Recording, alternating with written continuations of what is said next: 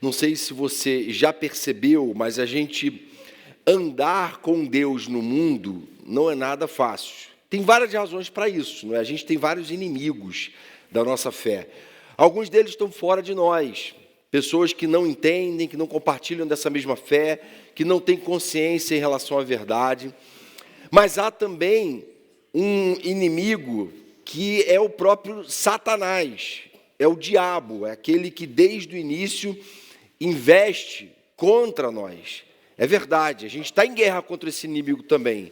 A Bíblia diz que o diabo veio para matar, roubar e destruir. Diz que ele é o pai da mentira, ele veio para inventar mentiras. Então você assiste um monte de coisa na televisão, no cinema, na Netflix, achando que são coisas boas, que vão trazer felicidade, que vão trazer satisfação, e nada daquilo satisfaz, nada daquilo preenche o coração.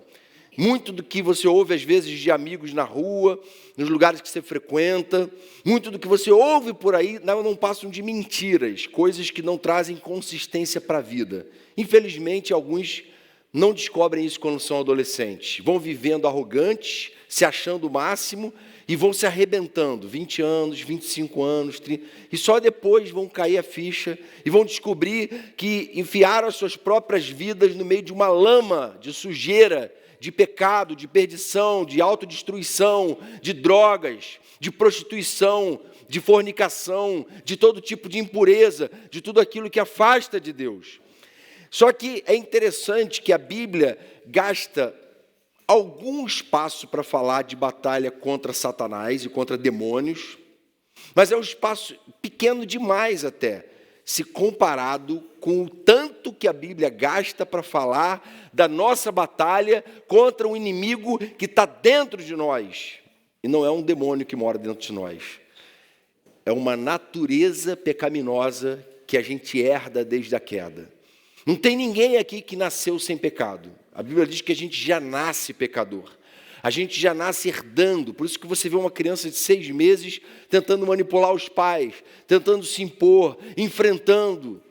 E isso é uma realidade para todo lado. Não sei se você sabia, mas você também não nasceu santo. Você já nasceu com essa natureza. E essa é a nossa maior inimiga. E a gente percebe que, por exemplo, os apóstolos gastam um tempo enorme falando desse inimigo. O tempo todo, Paulo está ali escrevendo para as igrejas que tinham sido plantadas tinha pouco tempo, mostrando para aquelas igrejas como elas tinham que tomar cuidado com o seu próprio coração. E como eu e você precisamos acordar para isso. E aí, hoje a gente vai falar então sobre essa guerra que a gente trava contra a nossa própria carne, que está, segundo a palavra, em oposição, sabe contra quem? Contra o próprio Espírito Santo de Deus. Quem é o Espírito Santo de Deus? É o próprio Deus, a terceira pessoa da Trindade, que, segundo a palavra, habita o nosso coração. E então ele diz que quando o Espírito vem, ele gera um dilema dentro da nossa vida.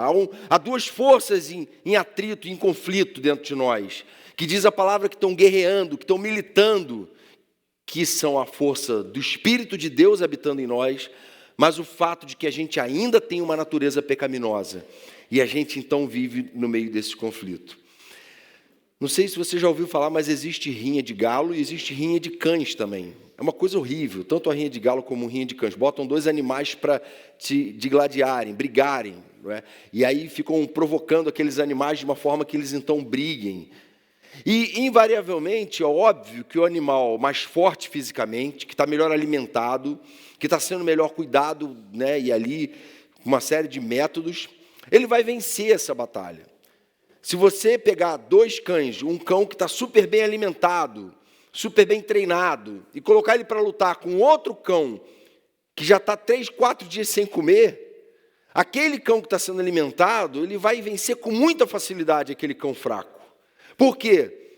Porque ele foi melhor alimentado, a regra é bem simples. E é isso exatamente o que acontece com esse conflito. É como se a carne, a nossa natureza pecaminosa, fosse um desses cães de rinha, e o Espírito Santo de Deus fosse outro. E sempre quem vai ganhar a batalha no nosso coração é aquele que estiver melhor alimentado. Se você, cara, só fica alimentando a carne, Paulo vai falar isso, ele fala assim em Gálatas 5,16, ainda não é o texto da nossa meditação, mas se quiser acompanhar comigo. A carne deseja o que é contrário ao espírito, e o espírito o que é contrário à carne. Eles estão em conflito um com o outro. Existe esse embate que acontece constantemente dentro de nós. E aí, nesse momento, ele usa a expressão conflito, guerra ou milícia, não é? Mas no texto que a gente vai ler de Gálatas 6, 7, ele vai usar uma outra figura, também uma outra analogia, que não é uma analogia bélica, de guerra, é uma analogia que usa a agricultura, para falar sobre um outro princípio e trazer essa mesma ideia. Ele diz o seguinte: não se deixe enganar, de Deus não se zomba, pois o que o homem semear, isso também colherá. Quem semeia para a sua carne, da carne colherá destruição.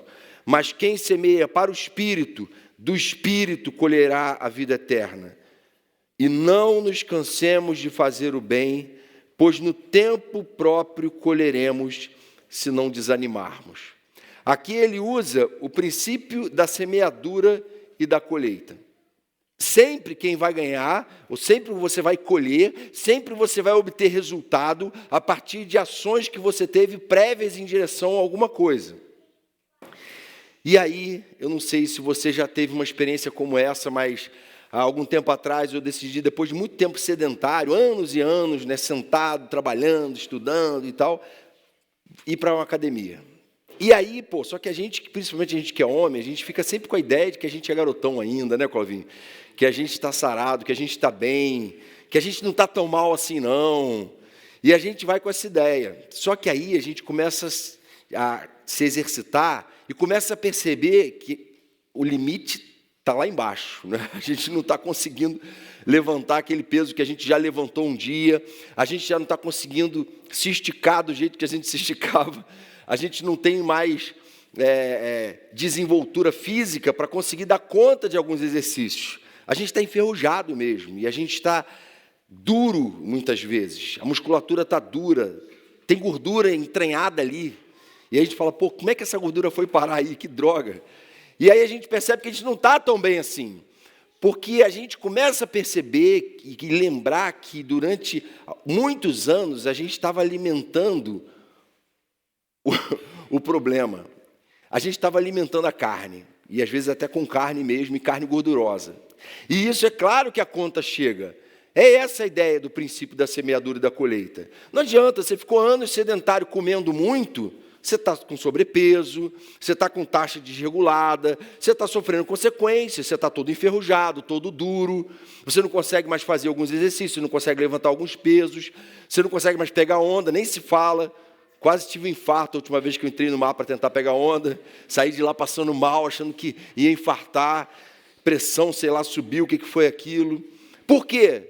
Porque eu não estava semeando saúde física. Então eu não posso chegar lá, pegar a minha pranchinha e entrar no mar, que eu vou me arrebentar. Por quê? Porque eu estou semeando sedentarismo, então eu estou colhendo falta de saúde física. Essa é a lógica. Você sempre colhe aquilo que você planta, você não pode esperar colher uma coisa diferente do que você tem plantado. Você não pode viver chafurdado na lama do pecado e esperar viver em paz. E esperar ter uma alegria verdadeira, plena, consistente. Não pode, você vai viver angustiado, deprimido, em conflito. Sabe gente mal resolvida? Gente que não consegue criar amigos, porque é uma pessoa emburrada, é uma pessoa soberba, uma pessoa que não tem humildade para se aproximar de uma galera e fazer amizades. Por quê? Porque ficou alimentando, entulhando o coração de arrogância. Ficou muito tempo afirmando para si mesmo que ele é o cara, que a opinião dele equivale, rebelde contra os pais, respondão, se achando. E é claro que essa pessoa está num caminho ruim. Ela está dando vazão para a carne, ela só alimenta a carne. E sabe o que a gente tem que fazer para alimentar a carne? Quem quer arriscar um palpite?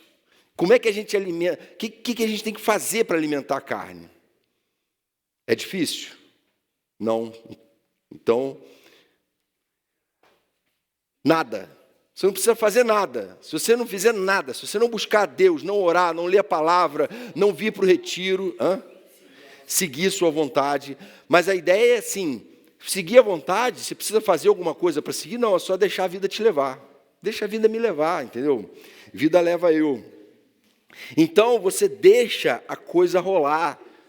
Você relaxa, você para de buscar, você não se coloca na contramão do seu próprio coração que está te sabotando e está querendo te destruir. E aí, é claro que quando você faz isso, se afrouxa as rédeas, a vida vai começando a se embolar e as coisas vão ficando turvas, e daqui a pouco você não consegue mais se entender com seus pais, e daqui a pouco você começa a tratar quem mais te ama como seu inimigo, e aí daqui a pouco você começa a perder amigos. E é isso que acontece, gente. E a gente precisa, então, parar e pensar. E eu lembro que quando eu me converti, eu falava muito palavrão, muito. Isaac, Marina, tampe os ouvidos aí. Eu não vou falar os palavrões, mas eu estou confessando como é que eu era. E aí eu comecei a ser discipulado por um cara, gente finíssima. E aí eu falava para ele, cara, eu não sei o que está acontecendo. Eu fiquei a semana inteira tentando me vigiar e me policiar para não falar palavrão. E eu não consigo, de repente, quando eu vejo, eu já falei. E aí ele falou uma coisa extremamente sábia, que eu guardo até hoje. E ele tinha 17 anos na época, e eu tinha 16. Ele falou assim, Jonatas, sabe por que você fala palavrão? Porque você ainda não está com o coração cheio do Espírito Santo. Começa a buscar as coisas de Deus, encher o seu coração das coisas de Deus. Porque quando você menos perceber, você não vai mais estar falando palavrão. E foi exatamente isso que aconteceu, gente. Eu parei de me policiar, eu parei de vigiar. Eu só comecei a ler mais a palavra, a orar mais, a buscar mais a Deus, a adorar mais a Deus, a viver mais em comunhão com a galera da igreja. E quando eu vi, eu falei, cara, já tem um tempão que eu não falo esse negócio. Já não é mais natural para mim falar. E é isso que acontece. E por isso que eu queria dar uma ênfase aqui contrária. Ao invés de falar diretamente sobre a guerra contra a carne, eu vou falar que toda vez que a gente semeia para o Espírito, a gente está vencendo a guerra contra a carne. Toda vez que a gente vence a guerra contra a carne, a gente está vencendo a guerra contra Satanás. E Satanás está sendo humilhado, porque o grande trunfo dele na nossa vida é o pecado. Então, a primeira forma de semear para o Espírito, segundo esse texto que a gente leu aí, verso 8, é a gente tomar consciência dos prejuízos de se viver na carne. Ele fala assim, quem semeia para a sua carne, da carne colherá corrupção. Gente, Deus está estabelecendo aqui uma regra absoluta, é isso que Ele faz na palavra dEle. E essa palavra dEle aqui, não adianta você achar que pode estar errada aqui ou ali, porque ela está há mais de 2000 anos sendo pregada, vivida, experimentada. Então, assim, se houvesse qualquer inconsistência nessa frase, ela já teria sido descoberta nesses 2000 anos. A gente não é mais inteligente do que todos esses caras que vieram de lá para cá. E essa palavra de Deus que norteia a gente, que impõe limites a nós, diz assim, olha, você quer viver chafurdado no pecado? Você quer viver soberbo? Você quer viver impuro? Você quer viver fazendo bobagem, dando liberdade para as suas vontades? Você quer fazer tudo que dá na cabeça, ser dono do seu nariz e que o mundo se exploda? Você só tem que saber de uma coisa, você vai colher destruição. Não é um acusador qualquer que está falando, não é um profeta maluco que está falando, é a palavra que nunca mentiu, é a palavra da verdade, é a palavra de Deus.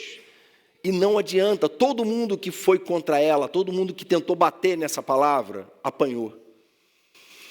Alguém já disse que a Bíblia é a bigorna que já despedaçou milhares de martelos. Bigorna é aquele troço de metal duro que o ferreiro usa para moldar os objetos de metal em cima daquilo. Então, o martelo vai batendo para moldar, só que a bigorna fica intacta. Ela não é prejudicada pelo trabalho do ferreiro. Por quê? Porque ela foi projetada para ser tão dura que o metal do martelo pode bater à vontade que não deforma ela. Porque ela é assim. E aí, é isso que acontece com a palavra de Deus. Não adianta você falar, cara, Jonatas está exagerando. Pô, não é bem assim, destruição. Pô, vejo um monte de gente se dando bem, com a vida totalmente chafurdada na lama do pecado. Mentira.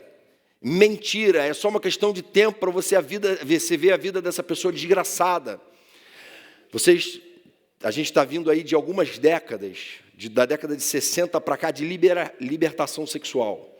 Deixa rolar. O ser humano precisa descobrir que ele é livre para fazer o que quiser e tudo que tem vontade de fazer.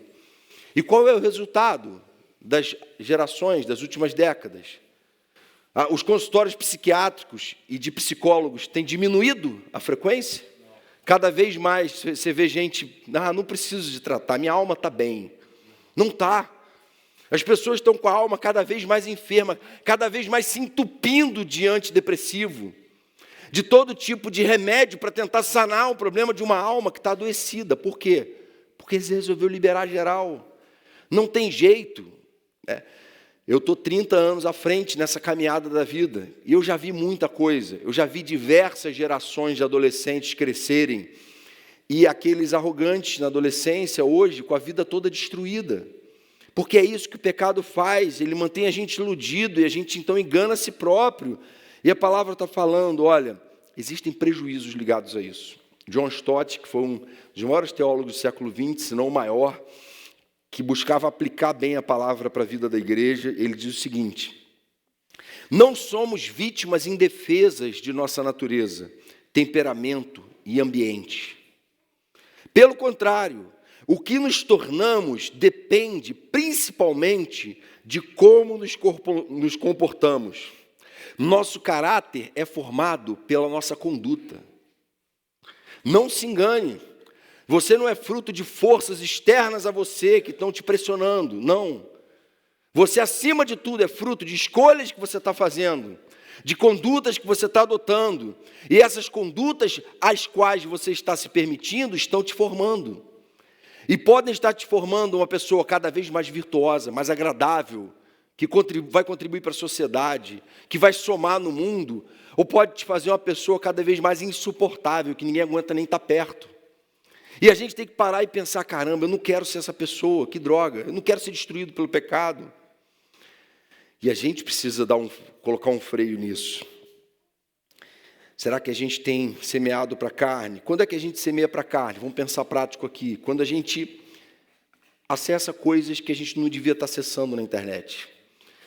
A geração de vocês talvez seja, enfim, a geração que nasceu de 15, 20 anos para cá, é uma geração que está tendo um acesso a todo tipo de iniquidade e a facilidade de explorar fantasias e absurdos como nenhuma outra geração antes de vocês teve.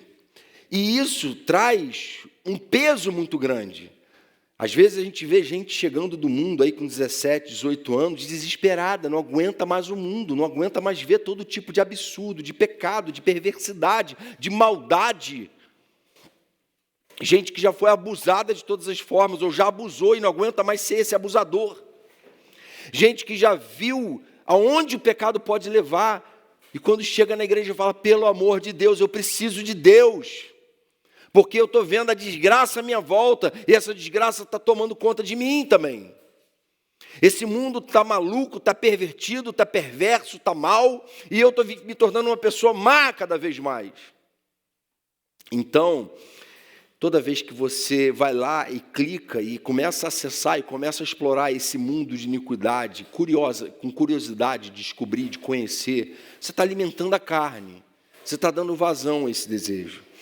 Toda vez que você dá lugar a uma fantasia impura, toda vez que você anda em má companhia, gente que te influencia para o mal, gente que te influencia contra os seus pais, contra a igreja, gente que te influencia a fazer coisa errada, você está alimentando a carne.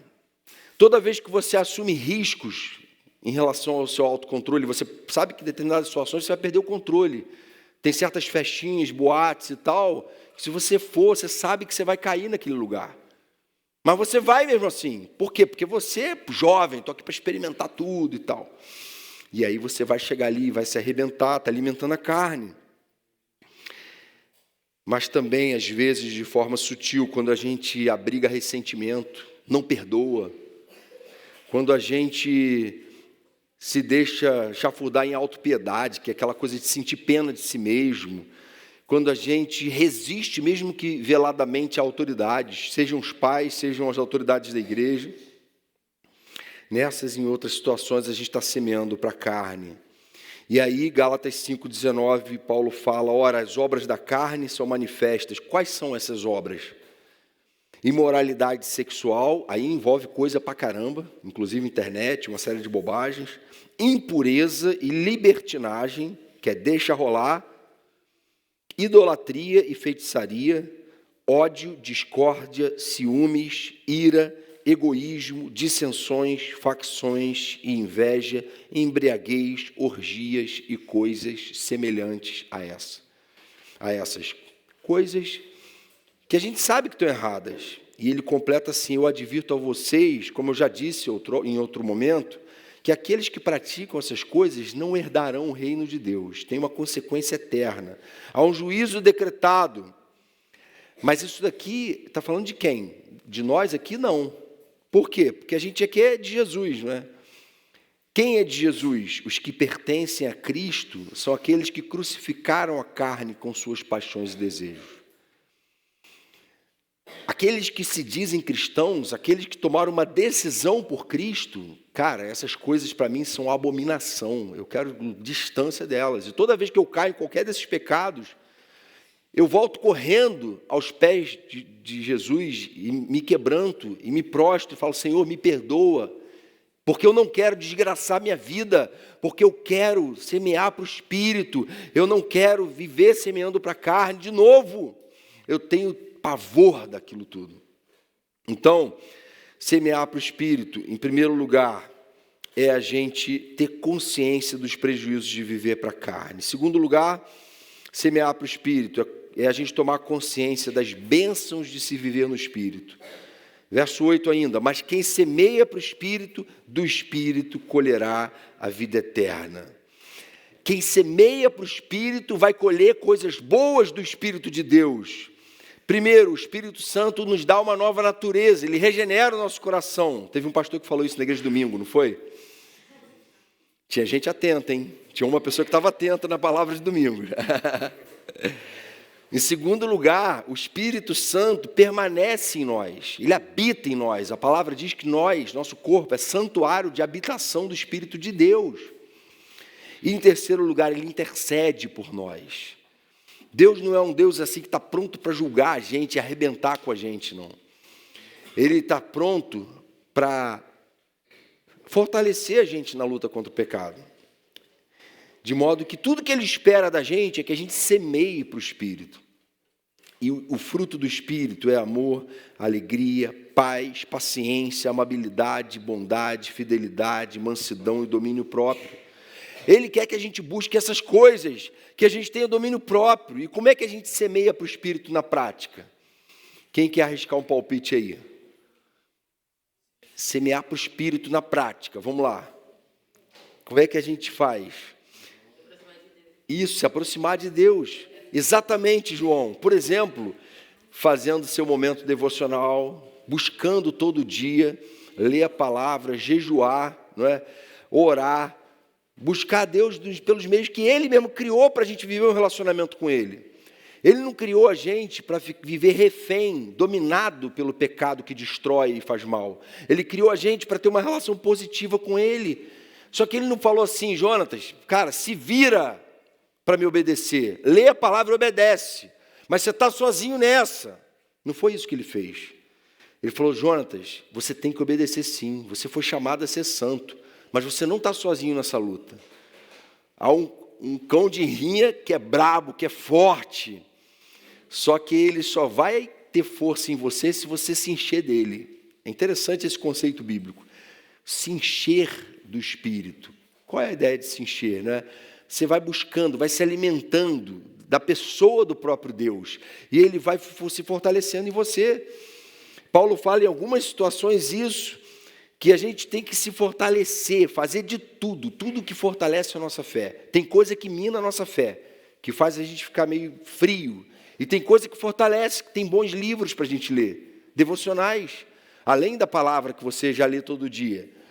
Tem músicas boas que, quando a gente ouve, às vezes a gente fica quebrantado só de ouvir. Tem companhias que a gente pode desfrutar, que são de gente que está na mesma luta que a gente, está na mesma busca também, não não suporta mais viver uma vida de pecado, que também quer viver uma vida santa. Então quer dizer que eu não posso conviver com gente que está na lama do pecado? Até pode, igual Jesus fazia, né? Para influenciar ele positivamente, para ser luz no meio das trevas, para fazer diferença. E a gente, então, precisa buscar se alimentar do Espírito por todos esses meios. E aí, sem dúvida nenhuma, a gente vai desfrutar das bênçãos que Deus reservou para nós. Portanto, Paulo fala assim em Colossenses 3, vocês ressuscitaram, já que vocês ressuscitaram com Cristo, procurem as coisas que são do alto, onde Cristo está sentado à direita de Deus. Mantenham o pensamento nas coisas do alto e não nas coisas terrenas. Tudo que for verdadeiro, tudo que for nobre, tudo que for correto, tudo que for puro, tudo que for amável, tudo que for de boa fama, se houver algo de excelente ou digno de louvor, pensem nessas coisas. Tudo que for de bom, é nisso que você tem que investir. Então eu não posso mais ouvir música secular? Claro que pode, não tem problema nenhum, música é uma arte. Agora, tem música secular que pode me atrair para coisas erradas. E tem música secular que é só uma música bem feita, né? Uma poesia legal, que não fere em nada a palavra. Mas é óbvio que eu vou também buscar ouvir músicas que alimentam a minha fé. Tem palestras seculares que podem trazer muita sabedoria para a vida. Mas é claro que eu preciso ouvir a palavra de Deus sendo pregada. Eu preciso ser confrontado. Eu preciso ser alimentado espiritualmente. Tem livros maravilhosos, seculares, romances e tal, didáticos, história, geografia, que você pode ficar se deleitando lendo aquilo. Redação, português. Mas ler a palavra é diferente. Aquilo alimenta a gente de uma outra forma. Não alimenta o intelecto, só alimenta a alma, alimenta a gente, faz a gente se sentir perto de Deus. O que você tem feito para colher frutos espirituais da sua vida? Você já tem levado isso a sério? E por fim, o último ponto aqui, para a gente caminhar para o fim, a gente semeia para o Espírito, perseverando incansavelmente nessa busca. Paulo termina aí essa passagem no verso 9, falando assim, não vamos nos cansar de fazer o bem, pois no tempo certo a gente vai colher se a gente não desanimar. Não se cansem de fazer o bem, não se cansem de semear para o Espírito, porque no tempo certo, se a gente não desanimar, se você não olhar para trás, igual a mulher de Ló, né? Se você não retroceder, se você não capitular, para usar uma palavra difícil, você vai ser vitorioso. É isso que Paulo está concluindo aqui falando. Só que para isso tem que perseverar. Ninguém viveu uma vida vitoriosa sobre o diabo e sobre a própria carne sem perseverança. Não adianta. Tem pecados que estão te atordoando hoje, que você não vai conseguir largar ele hoje de cara. Que você vai lutar contra eles. E lutar em oração. E lutar buscando a Deus. E buscar confessar a Deus. E muitas vezes a pessoa se converte, vem num retiro como esse, e volta do retiro, cara, minha vida nunca mais vai ser a mesma. Aí volta num gás total. Aí na primeira semana depois do retiro, começa a fazer devocional, lê 3 capítulos da Bíblia por dia. Aí na segunda semana, 3 está puxado, né? Aí reduz para 1. Aí depois, vou ler só um versículo. Aí depois já não está lendo mais nada. E já não ora mais, já não chega às 7 horas sexta-feira para participar da reunião de oração. Já não está mais naquele gás todo. E daqui a pouco já está investindo tanto tempo em prazeres triviais e passageiros, e investindo tão pouco em buscar a Deus, que o coração vai se esfriando, e não persevera, e não continua, e vai desanimando, e vai se lamuriando. E às vezes procuram a gente, Jonas, estou sentindo que a fé meio que está fraca, sei lá, estou meio frio com Deus. Já ouvi muito jovem falar isso, estou frio com Deus. Daqui a pouco está longe, no mundão. Por quê? Porque é nossa responsabilidade nutrir essa vida do Espírito. E a Bíblia fala isso para a gente. Segundo aos Coríntios 4:16, Paulo fala assim, por isso não desanimamos, embora exteriormente estejamos a desgastar-nos, interiormente estamos sendo renovados dia após dia, pois os nossos sofrimentos leves e momentâneos estão produzindo para nós uma glória eterna, que pesa mais do que todos eles. Assim, fixamos os olhos não naquilo que se vê, mas no que não se vê, pois o que se vê é transitório, mas do que não se vê é eterno. Paulo fala assim, olha, a gente está olhando para a glória de Deus, a gente está olhando para a nossa eternidade com Deus em glória. É isso que anima a gente, saber que a gente está no caminho, contra tudo e contra todos, e contra todo desejo dentro de nós, a gente vai sair vitorioso. Se a gente perseverar, vocês vão ser vitoriosos. Então, aplicações aqui para a gente concluir. Primeira, recapitulando, na verdade, né? Cuidado com a tendência natural de se viver fora da luta contra o pecado. Cuidado. Essa tendência natural, é aquilo que eu falei. Como é que se alimenta o cachorrinho da carne, né? Fazendo nada, você não precisa fazer nada. Não estou nem aí, deixa a vida me levar. A carne vai tomando conta. A força já está aí dentro de você agindo. Segunda aplicação, empenhe-se em buscar uma vida cheia do Espírito pelos meios criados por Deus para isso. Ou seja, se por um lado, para alimentar a carne, eu não preciso fazer força nenhuma, é só deixar rolar o desejo, a vontade, o impulso, a cegueira, ignorar todos os alertas, todas as advertências, todos os limites impostos por Deus, deixa rolar. Alimentar o Espírito tem a ver com a gente se empenhar por uma vida cheia do Espírito, por todos os meios que Deus criou para isso. E a gente está aqui para dizer para Deus, Deus, eu quero alimentar o Teu Espírito na minha vida, eu quero mais do Senhor na minha vida, porque eu vejo muita coisa errada que precisa mudar. Porque hoje eu não sou um discípulo de Jesus de verdade, eu não estou te imitando como eu deveria. E esse caminho, gente, é estreito, mas extremamente recompensador. Jesus falou, olha, o caminho que leva à vida é estreito, a porta é estreita, mas o caminho que leva à perdição é largo. São muitos os que entram por ele, né? Por essa porta larga, por esse caminho largo. Não há outro meio de ser vitorioso na guerra contra a carne, senão semeando para o Espírito. Então, gente, retira tempo disso, retira tempo de vocês pararem, olharem em volta e falarem, cara, que oportunidade que a gente está tendo aqui. Eu não quero deixar o meu próprio coração arrogante destruir essa oportunidade que Deus está me dando, de ter um concerto com Ele, de começar um novo começo na minha vida, de voltar para casa para ser um outro adolescente, uma outra adolescente, de voltar para o colégio para falar, cara, não dá mais para comungar com algumas coisas, tem coisa aqui que vai me destruir, é só uma questão de tempo, não dá mais. De ligar o computador e falar, Senhor, a partir de agora esse computador aqui é teu.